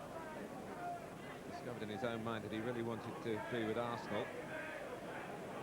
And this is the ground where he scored an important goal for them last season to earn a point from long range. Peter Jones there, who we mentioned, has come from the crowd, just here as a spectator, a local man, Premiership referee, of course. And the injury of Kevin Pike, he's relieved Mike Reid of his fourth official duty so that Mike can run the line. It's Silvino coming off, so one left-sided player for another. So Stephen Hughes is back in the Premiership with Arsenal. I'll tell you what might have influenced this decision as well, Mark, was Andy Impey's chance, what, 5-10 minutes ago, when Silvino, who should have really been in his sort of area, but disappeared. I'm not sure where he ended up in that particular movement. I know Arsene Wenger wasn't happy. There was a huge space for Impey to walk into.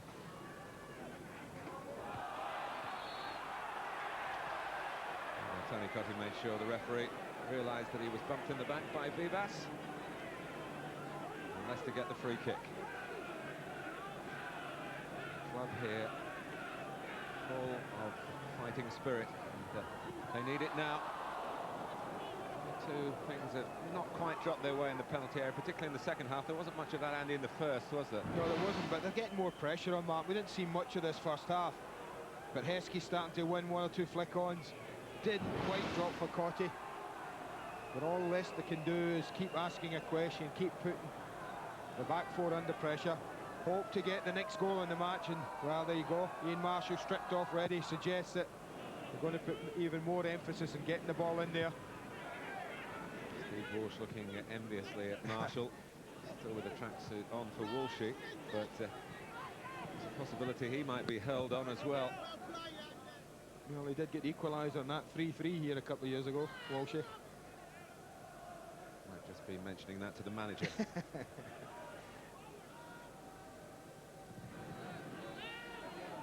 Ian Marshall has got a good goal-scoring record, better than Emil Heskey for this club.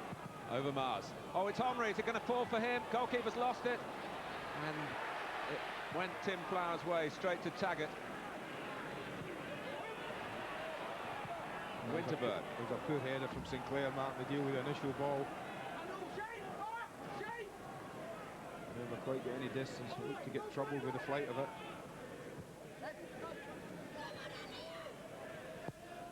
Or maybe it was the early start, who knows, but it was a game that took a while really to get into its stride. But we're at the meat of the encounter now. Just feel if Leicester could get one, after with so many changes, they'll just be vulnerable in the latter stages. Savage, headed out by Petit. Sinclair. Guppy, coming infield. Is it trying to sell the dummy? Cottee, who had that very determined effort earlier in this half that hit the side netting.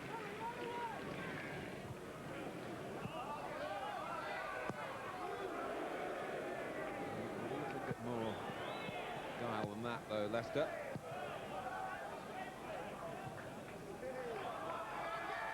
Overmars. Leicester have done so well against all the other big clubs in the Premiership from time to time in Martin O'Neill's spell as a manager here, but they have never beaten Arsenal. Ian Marshall sent on, and it's Andy Impey who goes off. Well, Marshall at times does look awkward and maybe not the swiftest athlete in the world, but Premiership defenders will tell you he's a very difficult man to handle. But here's Hughes, a third for Arsenal here, and Leicester really would be almost down and out. And Arsenal don't get it. Back to 3 at the back for Leicester, Martin. That was the instructions Marshall brought on. 3 at the back, Savage to right side. Almost 3-4-3 now they're going to play.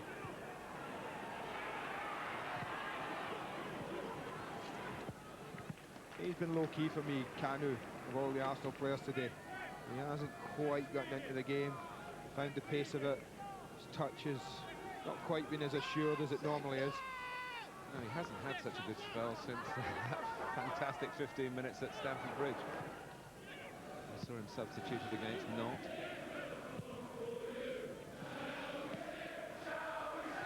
Yeah, he might be important now. India set pieces, his height at the back with Marshall on, and you still look at Tiny Vivas there alongside Adams. Winterburn and Dixon, of course, not the tall men.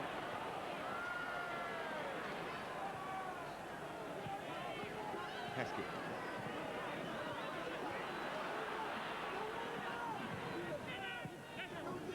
Now Savage.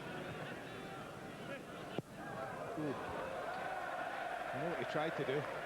Tried to send it and bend it, but it went as straight as an arrow.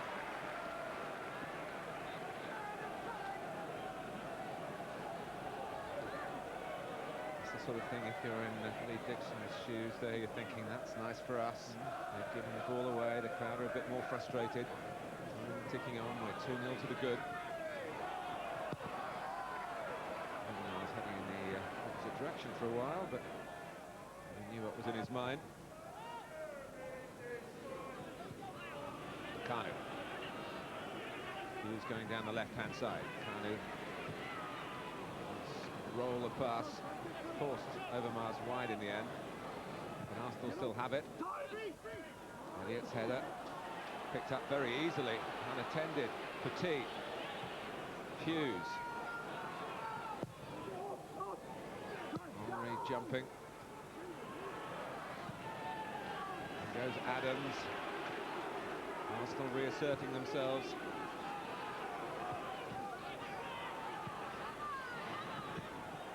Winterburn took a chance, but it came off for him and for Arsenal.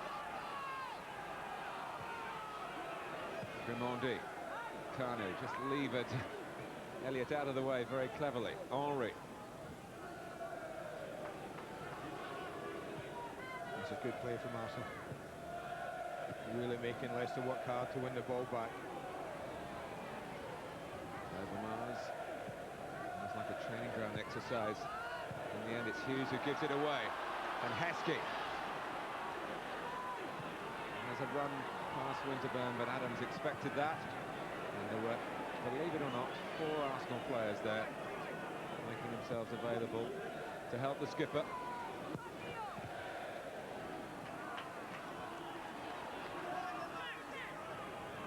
They put together some rescue acts here in the past, Leicester City. This is going to need one of the best that they've ever come up with. There is still a distinct possibility that Arsenal might score again. Overmars. Shot on target, Flowers dropping down to keep it out. Well, that would be a great recovery, Martin. Mainly because it looks so unlikely at the moment. I've watched them play games when they looked like coming back because they've been putting sustained pressure on teams and getting it in there. But they haven't been able to do that. Although they started brightly second half, the goal really did. The second goal for Arsenal has taken the wind out of their sails a touch.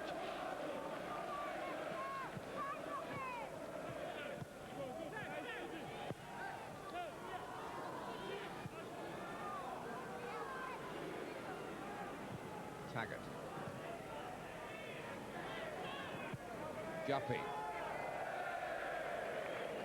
Hurried that ball in, and Arsenal had pushed up, so there was nowhere for Leicester to go without being offside. When you're winning 2-0, you want to be dominating possession, and that's what Arsenal are doing at the moment. When are you going to study the replays of that Lee Dixon goal? I'm not. It's his, as far as I'm concerned. It's Dicko's goal. Would I do that to him? Absolutely not.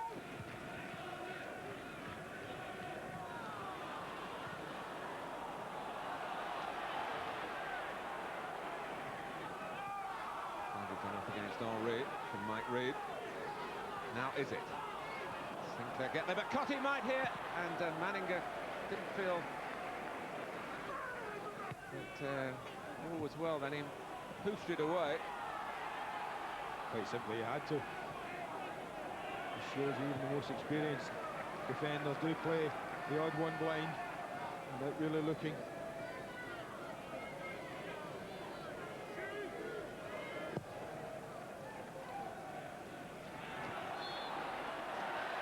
As in Marshall getting himself noticed by the referee.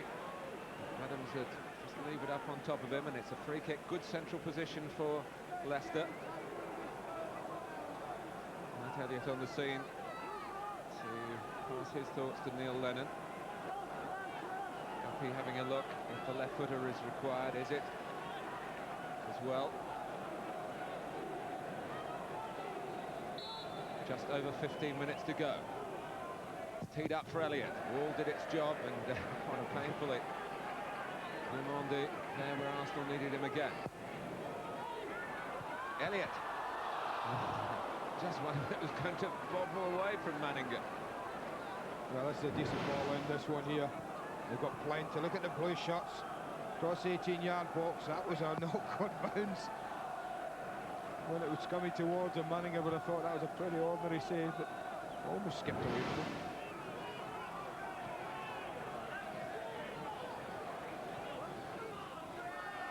Arsenal 15 minutes away from going top of the table. Manchester United can change that later today. The current leaders, Leeds United, play tomorrow.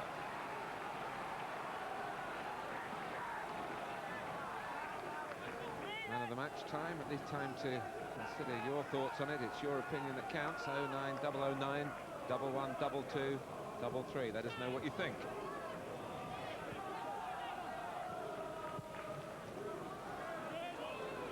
Back by Dixon.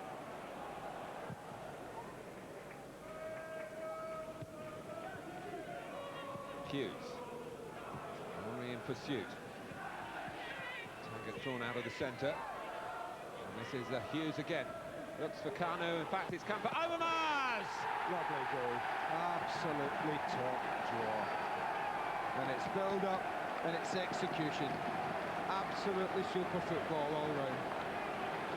Well, this team may not have played together very often, Mark, but I'll tell you what, that's a move of genuine quality. He's got a lovely left foot, Stephen Hughes, and he was aware enough to not just play it blind, but drag it along the edge. It has a little look there. He drags it back towards Overmars. Ah, that's a lovely finish. That is game, set, match. Wonderful goal.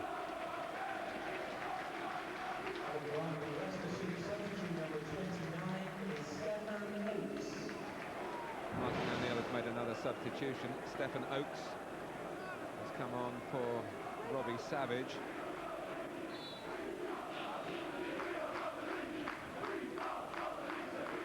Well, Matt Elliott, as I said to you right at the start, Andy, has been pointing out this will show what we're made of against Arsenal. And the answer's not very pleasant for Leicester City. No, I can't take away what they've done. Oh, it's a proud home record. So. Yeah, it's been a proud home record, but it's been well and truly put to the sword this afternoon.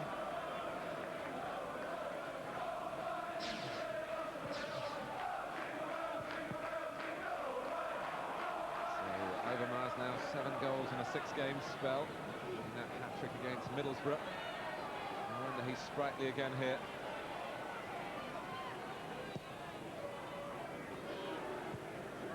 Raimondi. Hughes. We'll keep this in.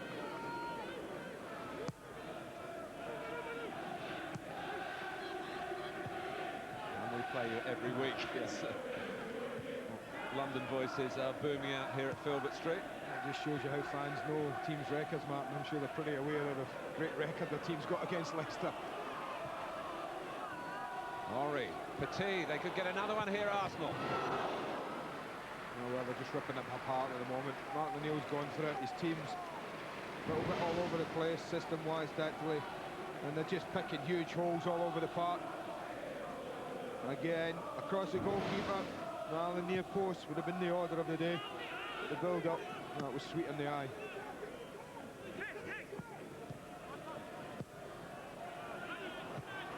Fatigue.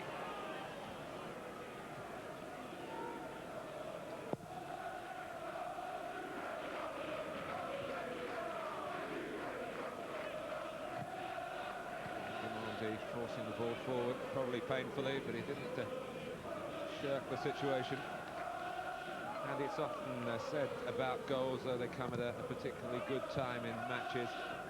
Maybe it's an expression that's overused, but the timing of Lee Dixon's effort here, when Leicester had come out so sprightly at the start of the second half, it just rocked them back, Leicester, and they've never really got going. No, they haven't too much from that. No, they had a fine head of steam up at the beginning of the second half. They were asking one or two questions. They were putting Arsenal under a bit of pressure. But it was a quick breakaway. A wonderful piece of skill wide from Thierry Henry. And that goal, well, they haven't recovered Denmark. I think if Andy Impey had done better, and I think he probably will think he should have scored.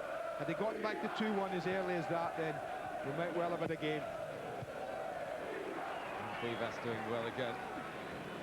But you can take nothing away from Arsenal. I think they've played exceptionally well. Henry. Look at Winterburn charging past them still.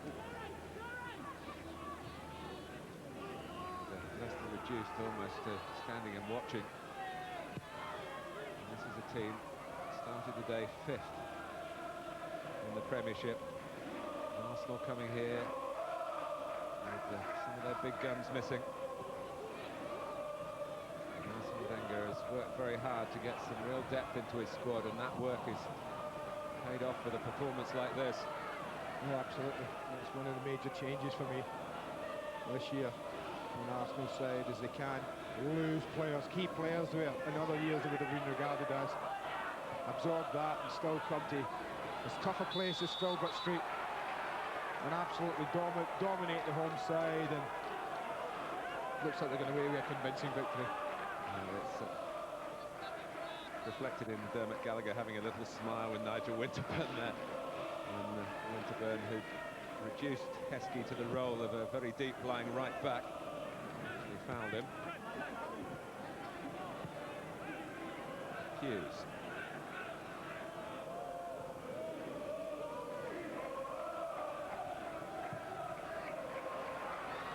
Dixon in this sort of form can't get that one. It's really fizzed at Cottee by Taggart. Hughes and Arsenal able to resume possession. The pass is going again. Kanu to Hughes. They all want it now, don't they? There ain't a red shirt out there. Martin doesn't want to touch on the ball. Derby County, the last team to beat Leicester here. At the end of last season. Played 8, won 6, drawn 2. 20 points out of 24 was Leicester's record in the Premiership going into this match at Filbert Street.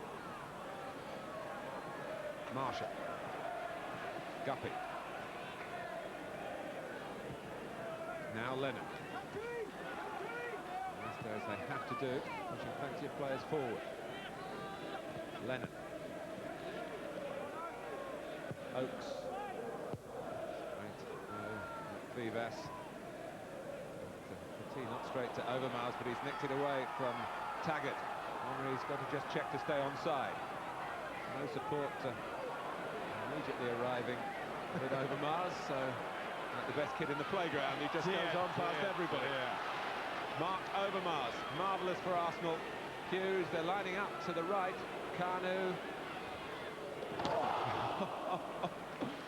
Well, it's party piece time. What a toe poke. I'm sure that was his toe. But my goodness, it flew like an exocet. Oh, well, this is poor defending, I have to say. 3 defenders surround Mark Overmars and he gets away easily, but, well, what about this? Not quite how the textbook people would have you attempting a shot at goal, but he just opened himself out, got the half-yard. Goodness me. What an effort. Another substitution for Leicester. Zagarakis has come on for Tony Cotti. So that suggests that the trajectory will be even higher into the Arsenal penalty area now.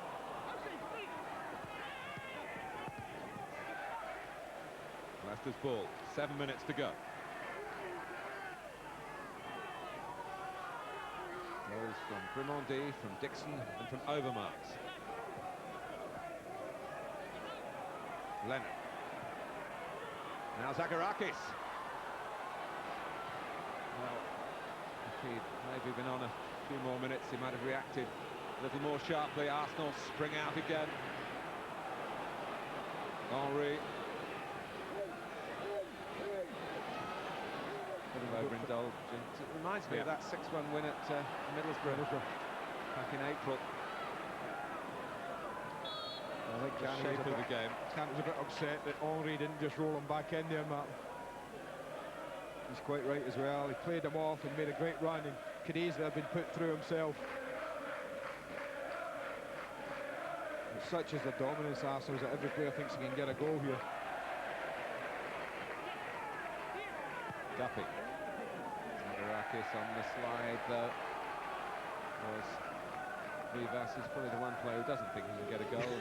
He's immediately stayed put. Took a rather tame penalty, didn't he, in that shootout at the Riverside. Henry. Overmars. Still Mark Overmars. Penalty, is it? Ooh. Is he pulling him back? God, blimey. Obviously not. Well, Overmars No isn't complaint. chasing the referee now.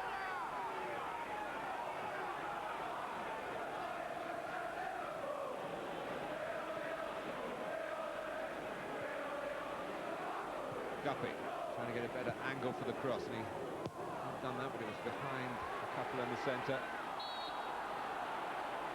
Tap on the, is it ankles from Hughes? Well, I wondered, I suppose the question, was there anything in this as it breaks to Overmars and he goes past Lennon? Well,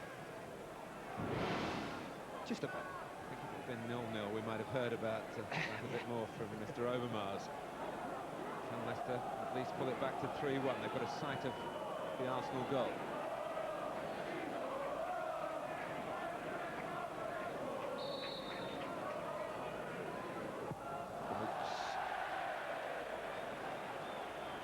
Stephen Oakes, the younger brother of Scott Oakes, who played here for a while, had a good spell at Luton and is rather lying fallow at Sheffield Wednesday.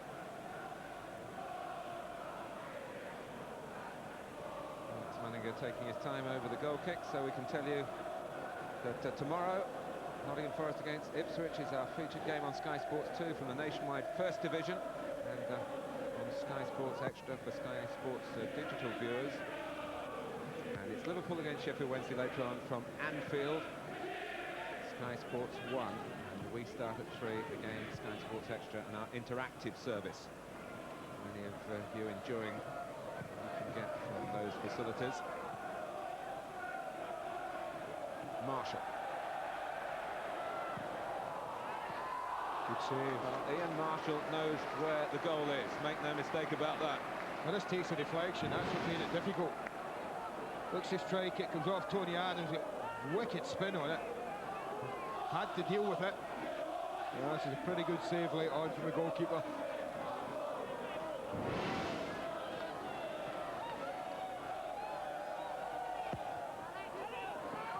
Oh, Manninger not so decisive there. And Marshall was poised, but the goalkeeper was rescued. Kanu, and here's Henry. Again, Lennon trying to get back. Well, a better final ball, and they could have carved out many more openings. Not that they've needed them. Marshall, that's a good ball for Heskey.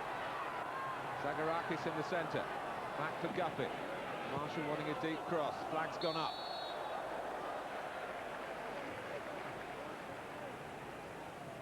Manninger's having a go at the referee, Martin, but I think simply because he felt he was impeded at the last corner.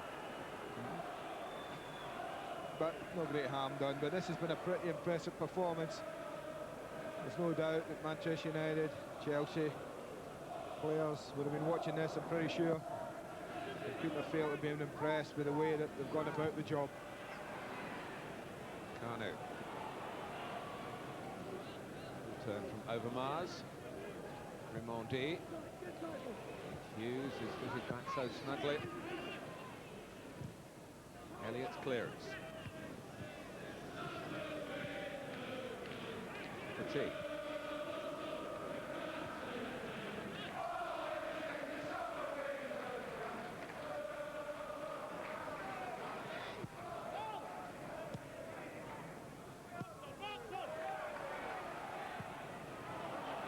Great passing by Arsenal again, Overmars, and it would have been an open goal quite literally for Thierry Henry. Well, the time of Leicester have been now for the last 15-20 minutes. Gaping holes, the quality football's exploiting in great awareness. Overmars knew exactly where Henry was, wasn't going for goal, but just looking to give his teammate a tap in.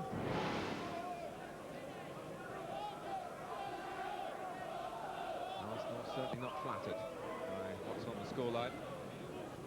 Leicester are lucky that they're not losing by more.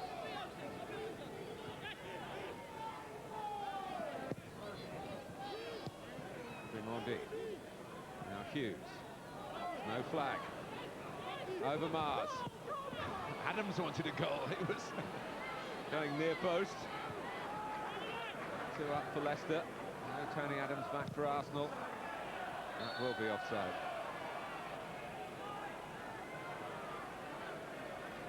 And this is a day to remember for 18-year-old Graham Barrett, who comes from Dublin, just to show that Arsenal can produce from within their own ranks. He's a forward who helped the club to the Premier Youth title. It was a game we brought you against Tottenham live on Sky Sports 18 months or so ago. Now he's on in the FA Carling Premiership, capped by the Republic of Ireland at several junior levels.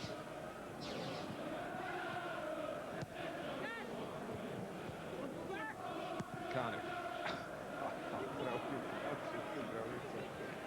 And Barrett might get an early chance of his offside in his eagerness. Mike Reed again called into action on the far side, this standby official. I think he's on again. I think it's been one of those days for Mike Reed as third official. 0 out of 3.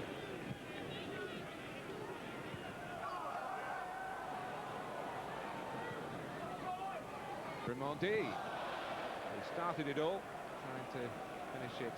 We'll have the final word, shall we say, in stoppage time. I'm trying to think of the word Martin O'Neill used in our interview with George Gavin before the game started. He said, of course, we hope to win. We haven't beaten Arsenal under my management. But we might get a bit of a tanking or a tanning or something, he said. And that was just looking at the worst possible scenario. Well, that worst possible scenario has come to reality here at Filbert Street. Yeah, I think Mark would regard this as the poorest home performance this season, and certainly the poorest at home for some time. He's away again, Overmars. Tim Flowers is having a gallop after this one. Overmars wanting the ball back quickly, got it, and then found that he's got nobody to throw it to. He's got to wait half an hour now. 3-0 up. They haven't exactly sat back, Arsenal, have they?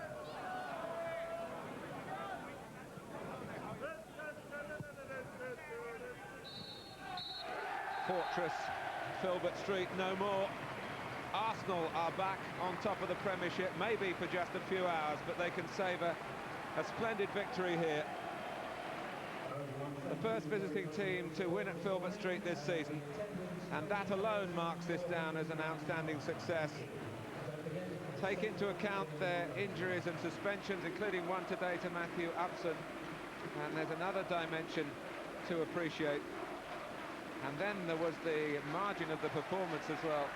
Rimondi got the first goal, that was important.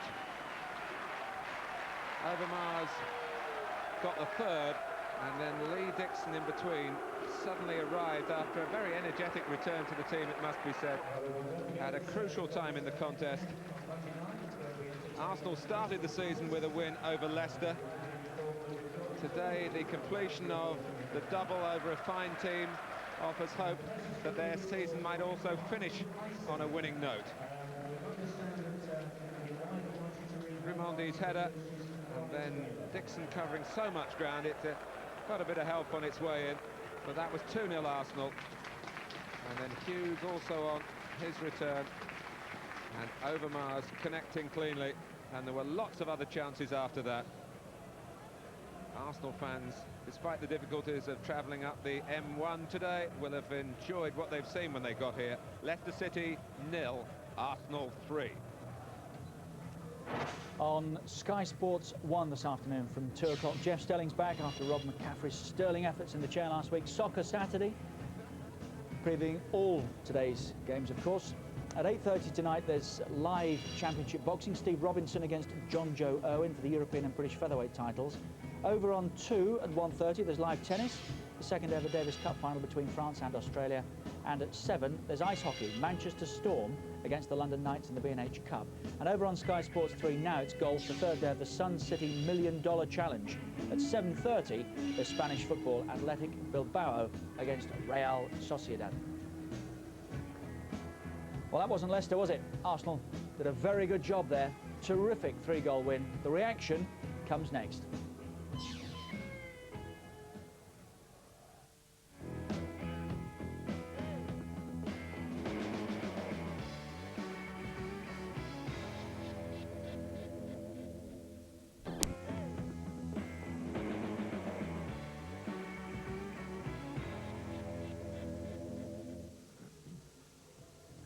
Grimaldi, Dixon and Overmars, 3-0 for Arsenal. And Lee Dixon has won the Man of the Match award as well. He is alongside one of the more senior members, a second senior member of the Arsenal rearguard, Nigel Winterbird, and they're speaking with George Gavin. Lee, well played at both ends of the field. You've had your testimonial now. Do you have to play so hard and so well already? Yeah, it's not over by any means. I said that before the game, you know. Obviously, testimonial's out of the way, but there's more important things to get on with now, and no more important than 3 points today. What's that say about Arsenal, that you can have so many absentees and yet go to the top of the table? Yeah, we've done it before, you know, in the past when we've been written off and we've had injuries and suspensions, but we just keep plugging away. We don't make any predictions about where we're going to finish, and just hard work, really. And, you know, we had a lot out today, but the lads who came in did magnificently well. Nigel, that was a brilliant Arsenal performance, wasn't it? Especially against a team that hadn't lost before at Filbert Street. I think so, yeah. I think, to be fair, that's the best we've played away from home for a long time. We probably feel that we've tried to overplay from the start of games away from home. We got caught out against Tottenham, so it was a fantastic performance today. As we speak, you're top of the grid. Does this say that you can be there in May as well?